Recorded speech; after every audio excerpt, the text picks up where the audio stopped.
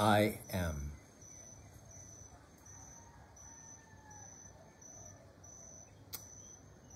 I am exhausted. The walkabout was very arduous. I did the Yellow Monk's Temple, and I went further up to the Banjar and did the crossroads and sang down the main drag and did an ecstatic release. And from there I returned home.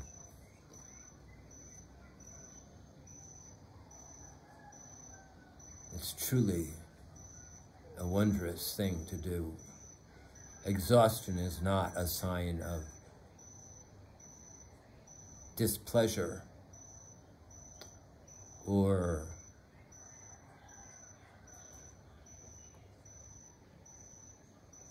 let us just leave it as displeasure. It is just exhaustion. I did a lot. And being Sunday, I think there were fewer people out. So there was less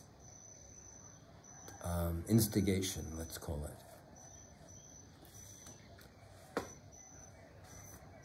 But I did it, and the doing of it is the most gratifying feeling. To go down those stairs to the monk's temple, then to climb those stairs, singing, playing the violin, beating rhythm as I do it, is a marvelous accomplishment. And that was not the only thing. I went up the hill, up another set of stairs.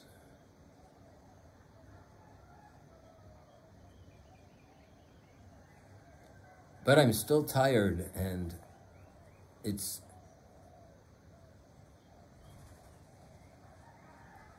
feels good to do this discourse while I'm tired. It keeps me from getting too feisty and fiery about things. But I still can get fiery and feisty.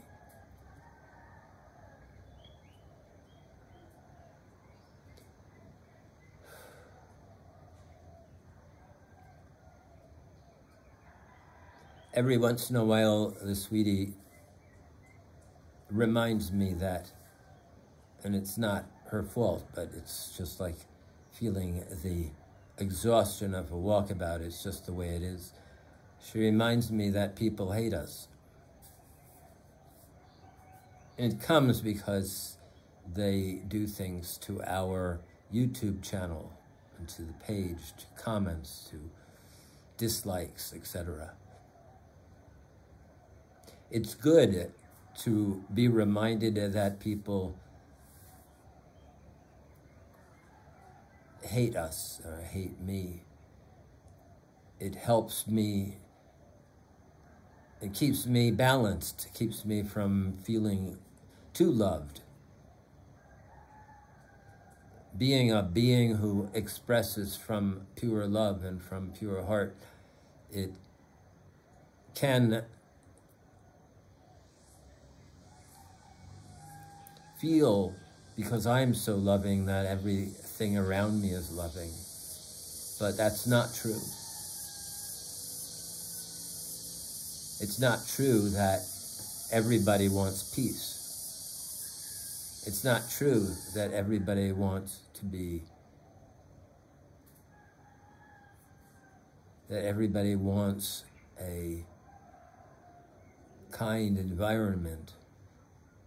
There are people who want to trample on others, who hate people, who want to destroy others, who want to reduce the rights of certain people, who want to insult people, who want to curse them out.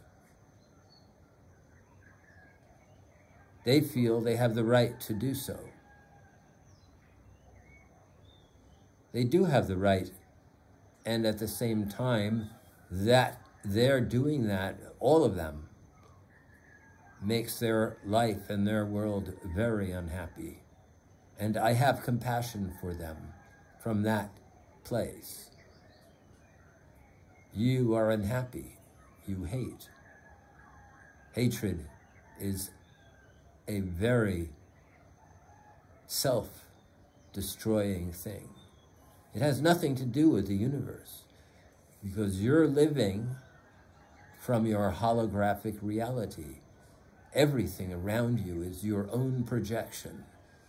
So your hatred is you're hating yourself. And for that, I have compassion, because I love myself. And it took me a long time to really learn how to fully be in that love. Not that I wasn't a loving being, but that I could get rid of the rage and I could forgive all of you haters and understand why you hate. Understand you much better than you will ever understand me. There's joy in that too, because I know I can bring and I project this reality, and from that place of love, I can transmute all of that hate. All of it. All of your desire to be in battle with others because you want to make money, because you want something, because you're greedy. There's no other reason to hate. There's no other reason to do so, except that something is threatened in your reality. Therefore, you feel that by hating will help you attain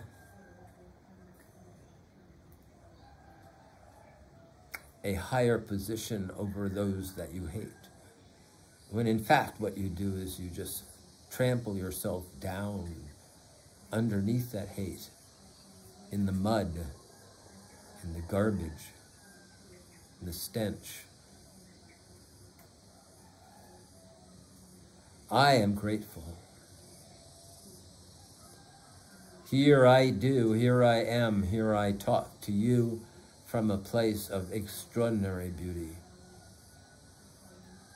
Not a place of indulgence, not a place of over expenditure, over use, over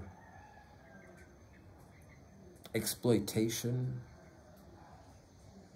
from a place of frugality. And, as I have said, from a place of love where all that I do is a gift to the universe. By doing so, by being a gift, by truly living as a gift to the universe, is that love, and is why my world is full of gratefulness. It's full of joy. It's full of looking at others and saying hello with a beautiful feeling.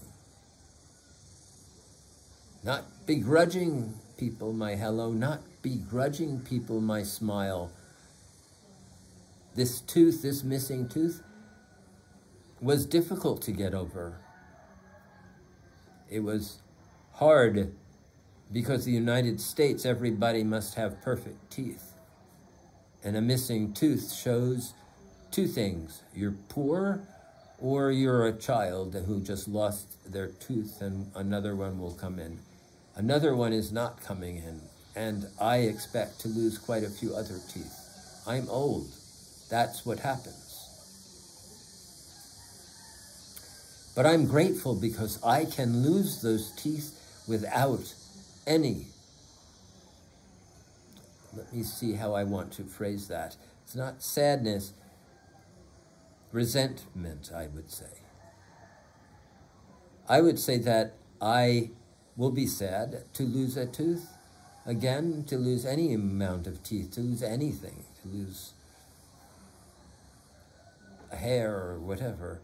But that's how it goes, and that is the way I also approach death. Death will happen, and that's how it goes. To a hateful person, death, they will not die, because if they really understood that they would die,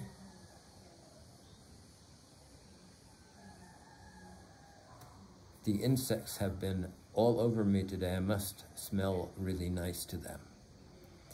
If they knew that they would die, then hate is a waste of time. They would live fully because death is coming. Hate is a waste of time. It's laziness, a waste of time. I say that also to my in-laws, who are very hateful beings also. That's very specific, and I have wanted to speak of it more specifically. My in-laws hate. Not all of them. Very specific ones.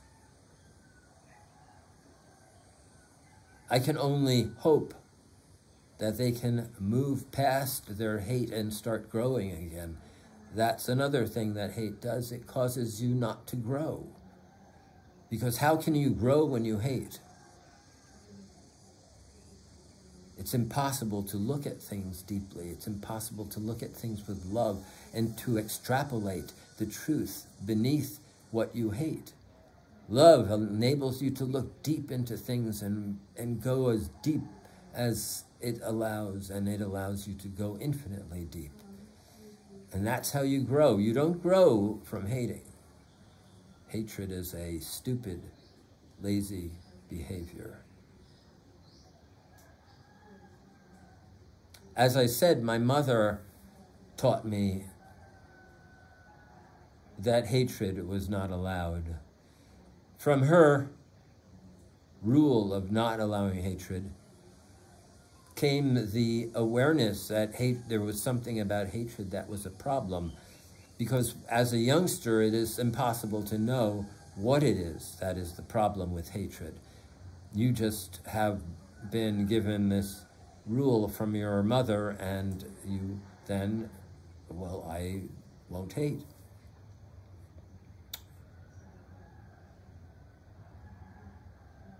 Many other people who I've met in my life have been taught to hate very precisely and very rationally.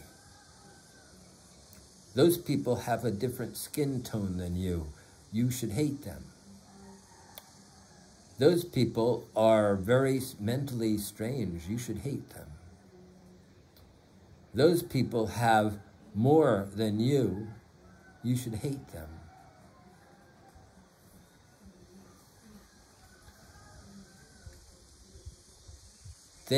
Those people don't believe in God. You should hate them. My mother was very, very aggressive about not believing in God, not believing in your God, not believing in religion's God, not believing in the status and the high status God, not believing in any of the gods that have been presented. She wrote a letter to my grandmother. It created quite a difficulty for them. And she wrote, and she said, I don't believe in God. I am an atheist, and I will be an atheist for my life. My grandmother, who was a devout Christian, Episcopalian to be precise, was shocked and horrified that my mother wrote that letter, and hurt. People who have a large devotion towards these rules, these religious rules, these rules set to them by the authorities, let us call them, the religious authorities, develop a strong emotional connection to their God. And thus, if somebody says, I don't believe in that God, they take it personally. And then they, of course, start hating that person. They also consider that person a evil. And also, people will consider hatred to be rational if the other is evil. They don't look into the word. They don't look into what is evil. They just consider somebody who doesn't believe in God evil. So my grandmother had difficulty with that because all people who didn't believe in God to her, being a devout Episcopalian Christian, were evil.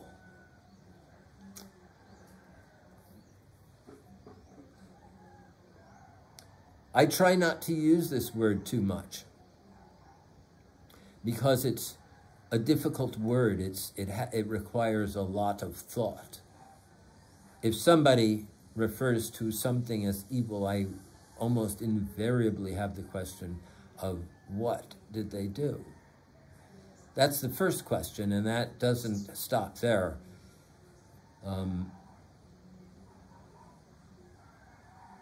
A lot of people will call Trump evil, and I can tend towards sympathizing with that as a definition of this being. But this being is also greedy being. They're very wrapped up in acquirement and subjugation. So they're very lost. So are they evil or are they lost and unhappy beings? I see them as pretty unhappy, and so I think it's easy to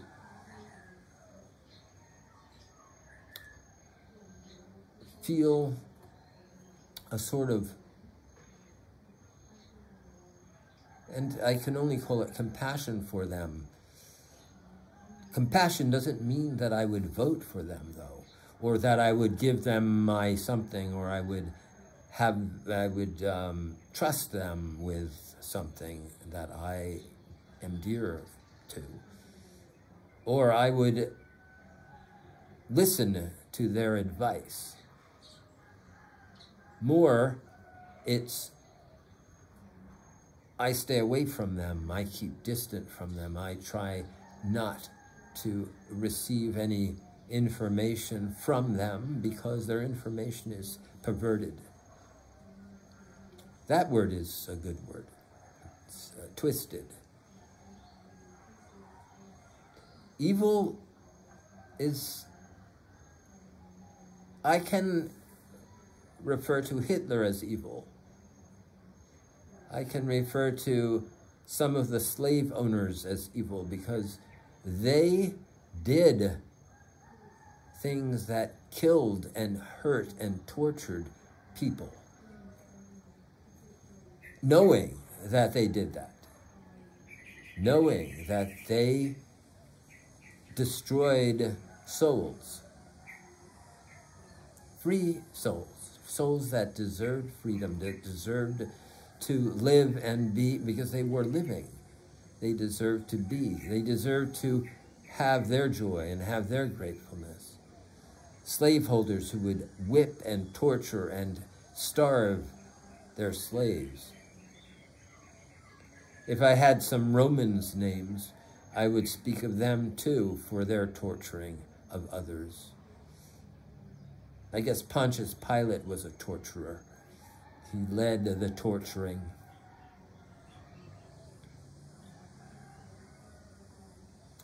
Even so, is it possible to have compassion for these beings from an interesting angle?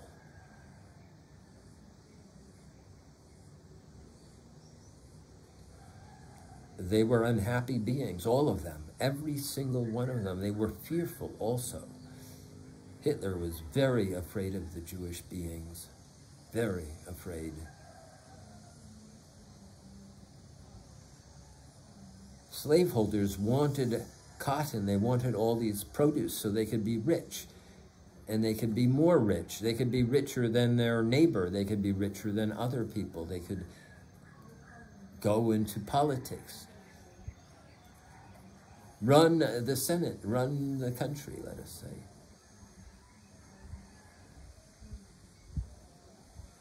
They are unhappy people because their lust is for power over others. I have no lust for power over others at all. One could reduce that as a math, just as one reduces math problems to desire. In a certain sense, desire has to do with control. A lot of people's desires have to do with controlling others. Their desire for this, their desire for that, all of them. I could say most of them, but desires are interesting. If you look at them really closely, if you look at your desires, for instance, really closely, you will see that in the back of them, right behind that desire, is the desire to control something, someone, some environment, something. Control the eyes of others if you get this gown so that people are looking at you and esteeming you for your gown. Even the desire for some types of foods could be seen that way as a control. So I have, and I cannot say I totally have, I have reduced my desires, especially through my walkabout. There is no desire that I have. I give, I love, and I give, and I sing to whoever receives. Some do not. I do not chase them down and I say, why don't you receive me? It has nothing to do with me. I am free and I am a gift. Therefore, those who do not receive me has nothing to do with me. They do not receive the joy that I offered. That has and continues to eliminate desire.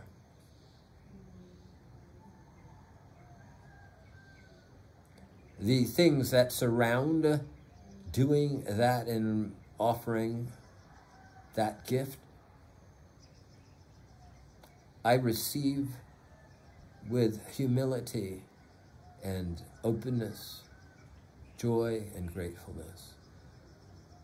I do not know it as a desire. My eating is all about gratefulness, that food comes to me, that then can feed me, give me energy, and allow me to do a walkabout whereby I am a gift and I sing to people into their eyes and I give them my song and my heart. At that point, I am one with you as I sing into your eyes, one. If I have a microphone in my face, singing to you, singing into your eyes, I am no longer singing to you because the microphone is in the way. It has amplified me past the naturalness and the honesty of my love. I do not sing through a microphone and into your eyes because that is lying.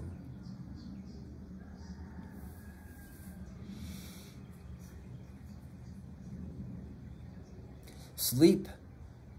A good night's sleep. I am grateful for a good night's sleep because a good night's sleep gives me all the energy to do a walkabout and to be a gift to all the beings I encounter.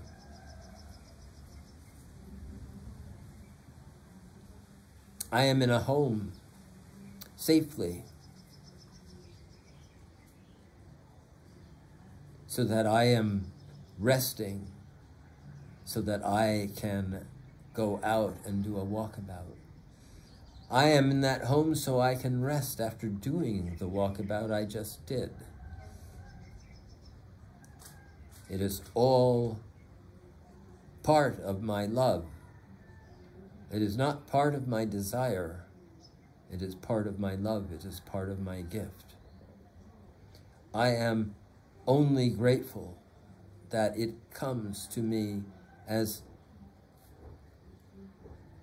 support to my life as a giving being. In giving, I do not think, I do not feel, I do not imagine myself controlling another through that.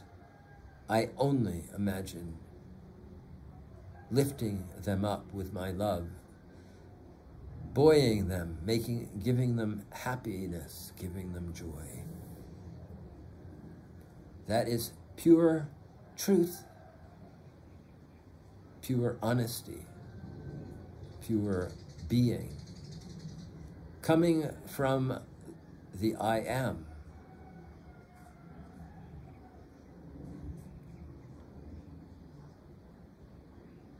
I am grateful to the water that I have after I do a walkabout, because at the moment I am doing a walkabout without any water.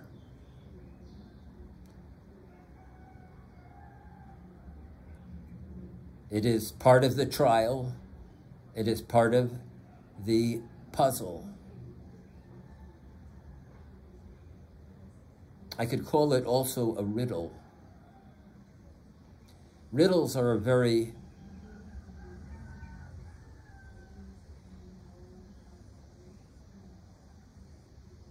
fun for me, as puzzles are. I really enjoy them. I have always enjoyed puzzles and riddles because they lead to something that is deep, if it's a good riddle. I don't like stupid riddles. The stupid riddle is not of any interest, or a stupid puzzle. But a deep puzzle, a deep riddle. Yeshua loved to put riddles, and still people don't even understand yet. But they have built a whole controlling environment based on their inability to understand the riddle. Socrates loved riddles. Shakespeare loved riddles. I love riddles, and I have a bunch of riddles in all my works. There are riddles everywhere. Puzzles, riddles.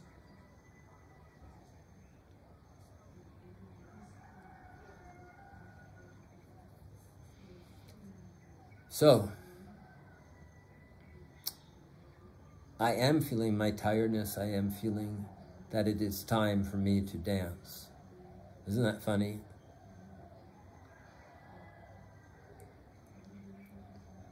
My moving introduction.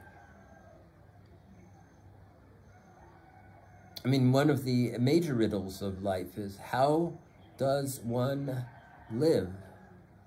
Be a giving being, not concern oneself with money, not concern oneself with acquiring anything.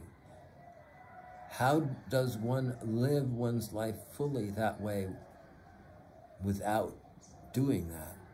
Because that's kind of what you all do. It's a riddle, but that's a life riddle. Because in order to truly live a life of giving, one has to give up the desire to acquire anything.